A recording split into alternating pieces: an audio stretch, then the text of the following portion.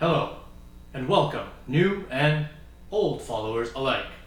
My name is Raul, and this is EnviroNews.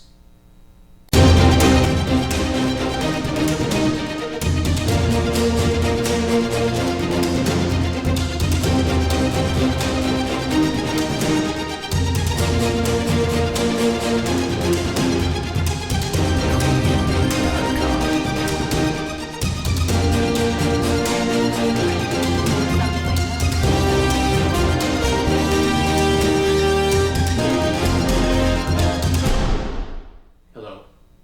You've all probably heard of greenhouse gases, or GHGs, greenhouse effect. Well, did you know that without them, life on the planet would not be possible? Because without their tender warming, the planet would have never been able to sustain life as we know it. Today, the amount of greenhouse gases in the atmosphere due to human activities is problematic, and we must do something about it. Luckily, there are teams of scientists who have been studying these culprits around the clock and for many years. And for us to tackle these GHGs down to appropriate levels, we need to know where they come from and what they do. I'm joined today by a scientist who's devoted his life to research these gases. Hi Raul, thanks for having me on your show. It's my pleasure to share my findings with all of you. The first greenhouse gas that I would like to talk about is water vapor. Now, water is a sneaky shapeshifter. It can go from liquid to solid to water vapor just like that. And that's when it becomes a GHG, a greenhouse gas. It comes from evaporation from our lakes and our oceans. It can come from transpiration from the plants, or even as simple as boiling a kettle of water for tea. Now, this greenhouse gas stays in the atmosphere as clouds, and it actually condenses and comes back down as rain to cool the planet. But while it's up there as clouds, it's actually responsible for trapping the most heat in our atmosphere. The next greenhouse gas that I would like to address is carbon dioxide. That's CO2, carbon and oxygen. It naturally occurs in the atmosphere, and it comes from decaying and living organisms. Unfortunately, due to human activities such as fossil fuel burning, transportation, electricity, and manufacturing, we've drastically increased its concentration in the atmosphere. And the next greenhouse gas that I would like to address is methane. Methane is made up of carbon and hydrogen, and this is normally trapped in our wetlands, so like a swamp or a bog or a marsh and the permafrost. Unfortunately, as we modify the land, we are releasing this super potent GHG into the atmosphere.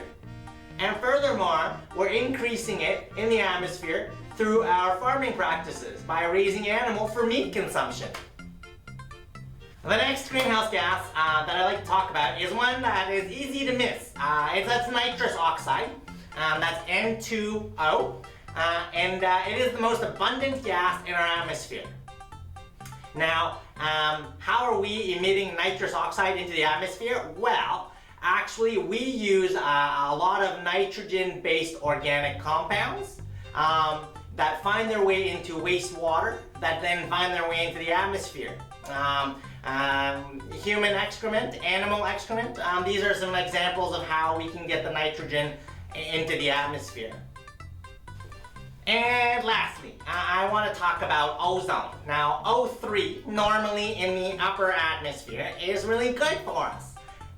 Ozone in the lower atmosphere is not good.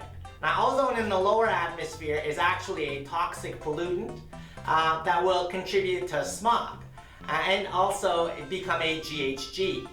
How does it get there? Well, you're probably wondering, and it's just like a lot of the other GHGs. It comes from burning fossil fuels.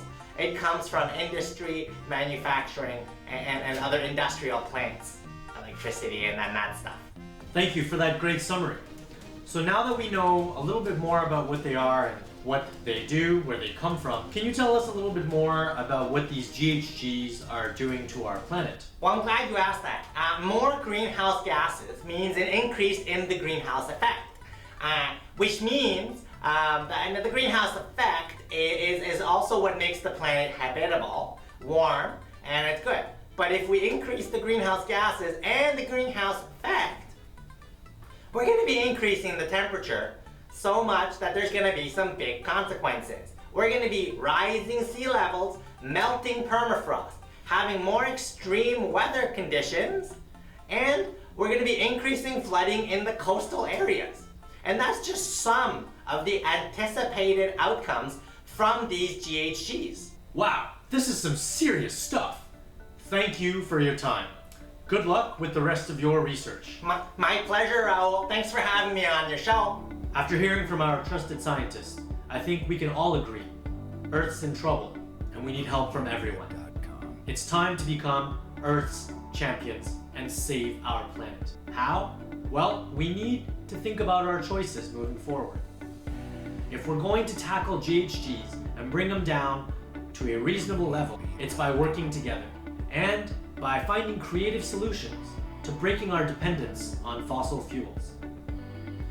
Renewable energy is a step in the right direction on an individual basis. Anything you can do to reduce the amount of garbage you produce, down to the food that you consume and where it comes from, can make a difference. The choice is yours. How will you help? This is Raul for EnviroNews, signing off.